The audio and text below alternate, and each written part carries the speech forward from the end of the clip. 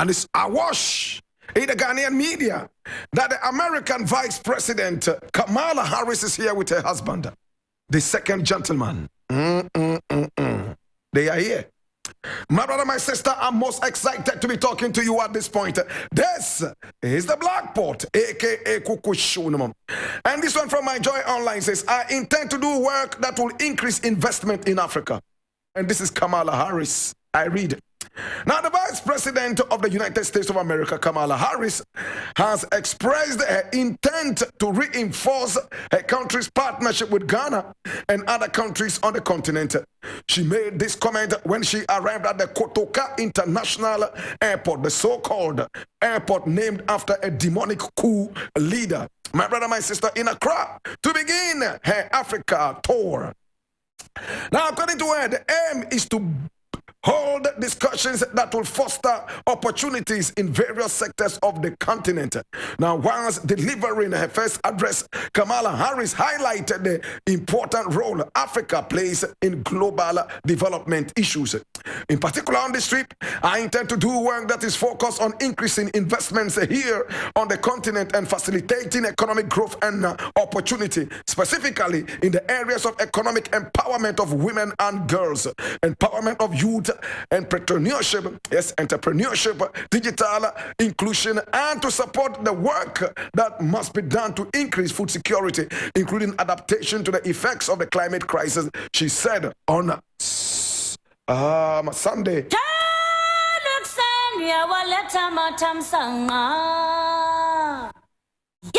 Yabo, my brother, my sister, Kamala Harris, welcome to the continent of Africa and welcome to Ghana. This is the only country, this is the only continent, these are the only people who would welcome everybody. We welcome you as one of our own, and we welcome you as a daughter of the soil. Peter Tosh said, and I quote, no matter where you come from, no matter the shade of skin color you have, as long as you call yourself black, you must be African. You will realize, Kamala Harris, that everywhere you go in Africa, in fact, without the siren and without the convoy, you will be seen as one of us. There would not be any difference until when you start to speak, that you will realize that, oh, your accent is actually letting you down, or better still, letting you out of the bag like a cat. We welcome you. But I would like to remind you of a few things. Vice President of America, much as we welcome you and we love you, we just want to remind you that the very first president of the Republic of Ghana, Kwame Nkrumah, the greatest president Africa has ever had, was betrayed by your country, America, the country that you represent. We remember how President Johnson promised between his teeth that he was going to help Ghana industrialize. After we pumped all our money in the building of the Akosombo Dam, he all of a sudden chickened out. And when Kwame Nkrumah depended on him so much to be able to help bring back the economy, he failed, saying that the American people had said no to any such investment or loan that he might give to Ghana. Previously, he had agreed that this was what he was going to do. All of a sudden, he chickened out, all because of the Cold War. In fact, I would like to remind you of this because it's very important in these times. Now, the Cold War was all about Russia. It was all about America. When Kwame Nkrumah depended so much on America to be able to give Ghana a certain fresh breath, President Johnson chickened out of the agreement and Ghana fell flat. Ghanaians became very angry. And the aftermath is everything that we still are today. My brother, my sister, we remember how the president of America let this country down and at the same time was able to work out a coup d'etat that took out our president, the very best president that we had in this country. We remember the role of the CIA. We also remember the role of the FBI. We remember all those wonderful demons of America that came together to remove our very first president. It is still very fresh in our minds. Madam Kamala Harris, may I ask what new you are going to bring to the table? Is it the same old promises that were promised to us by President Johnson, who at the end of the day reneged? In fact, at the time it was the Cold War, Russia and America. And today we still have Russia and America feuding. Now Russia is vowing that it will not use the American dollar anymore for any trade. Russia is now going to be using the Chinese yuan. So Russia has come into contact and into an agreement with China to use the Chinese yuan in all business transactions. That is going to make the American dollar less popular, and the American dollar would soon start to hemorrhage. And as it starts to hemorrhage, it will soon start to collapse, just like Peter Tosh said the day the dollar died. Madam Kamala Harris, we are also very much aware that India has also refused to use the American dollar. India is also using some other means of paying its debts without using the American dollar. May I also say that this country, Ghana, has also refused to use the American dollar, especially in its oil transactions. We now use gold. Is that the reason Kamala Harris is in this country? To try and make the dollar more popular, to try and make the dollar stand out. Remember that the American dollar is the biggest weapon America has right now, not its weapons of mass destruction and all the nuclear bombs and all those things. We as a people remember all the atrocities meted out to us as a people. And we just want to remind you as one of our own. It doesn't matter where your allegiance is, as long as you are black, we see you as one of us. And we would like to speak to you with all respect. We know what your country, America, has done to us in the past and still doing to us. I am not going to venture into the conversation of economic hitmen, but I do like to remind you that we know that there is a Cold War between America and Russia right now. And it looks like everybody is running away from America's biggest weapon, and that is the dollar. The weaponization of the American dollar has been the solid backbone of America from that time up to now. America is able to levy sanctions on so many different countries, all because of the American dollar. America is able to cause coup d'etats in so many different parts of Africa, all because of that great weapon called the dollar. Now see how the Americans come into Africa and train African soldiers only for them to leave, and these trained soldiers pick up weapons and dethrone their governments in coup d'etats. I can mention President Mamadi, in fact, the leader Mamadi in Mali. I can also remember Burkina Faso, and I can also talk about African countries.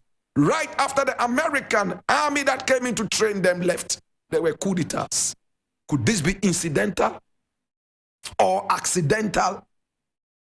Madam Kamala Harris, with all respect, if you are here to get the dollar, stand on this footing, just be truthful to us, and stop playing games with the people saying that, oh, you are here to encourage trade between America and Africa.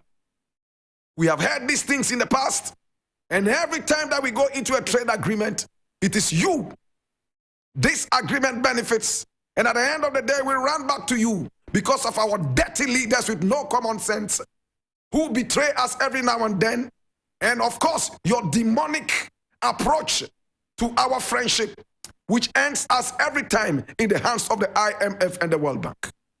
I did not intend this to be a speech.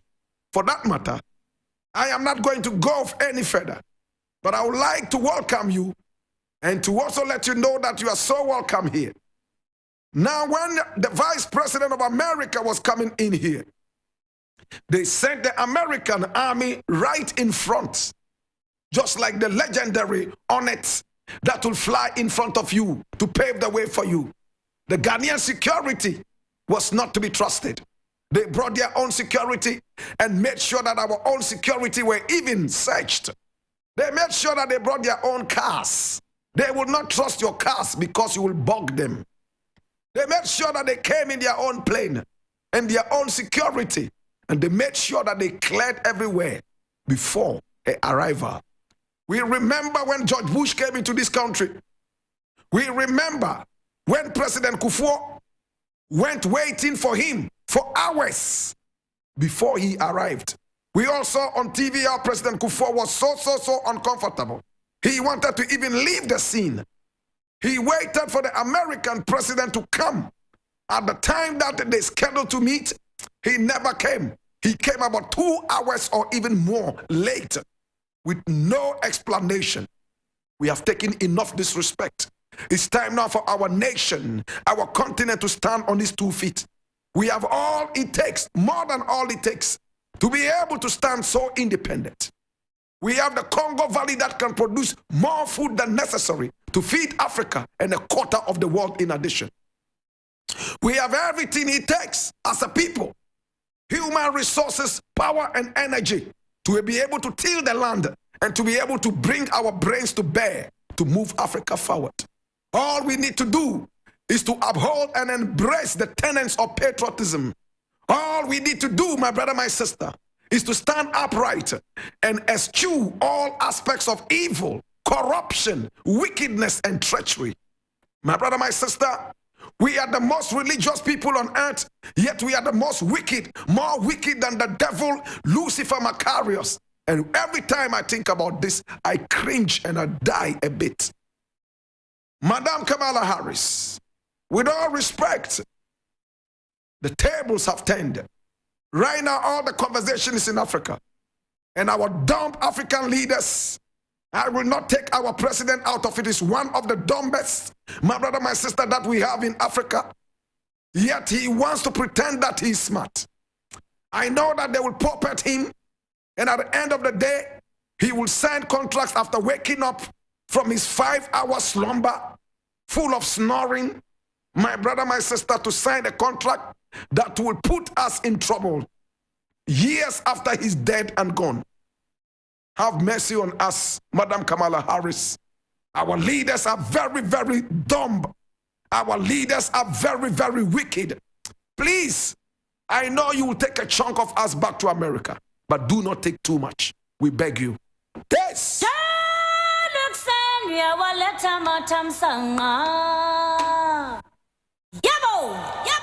Next thing I would like to look at, my brother, my sister, is this thing that a lot of people are expecting that I will make a comment on. And this is something I would like to talk about. Now, in the Parliament House, the comedians were at work again. Those people who go to the Parliament and punch each other's pot bellies, some of them chewing ballot paper like goats on heat. My brother, my sister, this Parliament will never, ever stop short of turning it into a circus. Well, my brother, my sister, we have always said it. These people do not mean any good. They are full of rhetorics. They are so selfish and egotistical. And it hurts me that people still believe in these guys. Right now, the president brought out a list of 6 people who he wanted to appoint to be ministers and deputy ministers. What was the implication? This country is totally suffocated. We are now in the ICU. We are begging China to come in and support us with extra oxygen. We are begging America and Germany to be able to play some diplomacy for us so that the ICU at least will be moved into some other level of danger, but not as dangerous as the ICU. My brother, my sister, they went to the Parliament House. What was the implication? Now, if these people were endorsed and passed, they are going to take what is known as ex gratia. We are going to be paying them with the taxpayers' money, the money that we claim we don't have. Remember, those who resigned and went out are still going to take ex gratia. Now, new faces are going to be introduced, and they would also take salaries and ex gratia at the end of it all. Now, the interesting thing here is this. Whilst we all are paradoxically crying that The size of government is elephantine, humongous. We all fail to understand the fact that there are traitors amongst us. And those traitors, my brother, my sister, came to bear. The NDC made it clear that it is not in support of any new appointments. It's one of the biggest trump cards of the NDC, the opposition. My brother, my sister, but what did they do? They hung parliament one more time, has become a useless tool and overestimated power. Some members of the NDC, we were told, took bribes in order to sell out this country even further. Are these people you will respect? First and foremost, may I ask, why did they do the secret ballot at all? May I know? At least we would like to see the traitors. We don't want them to wear masks over their faces. But they all agreed, because of the treachery that they harbored in their hearts, that they would do a secret voting so that the bribe takers, so-called parliamentarians who are nothing but bribe takers, will at the end of the day wear the mask over their faces and vote to put this country in a deeper crisis even further. We hail you. You have done your best. Elections are coming. This thing that you have done, as a Blakk Rasta said, it might take decades for you and Ghanaians to recover from this wicked treachery. My brother, my sister, can you imagine that parliamentarians took bribes in order to vote for a demonic stance? Now we all remember they said that for such commissions and committees, and all they do, the hard work they put in, they bring this to the fore and they decide to throw this away. To God be the glory. Well, you've done your best. Now we do not know who voted who, but we do know that some members of the NDC decided to sell out after taking bribes. This country will remember you. Posterity would remember you. And we wish you all the best.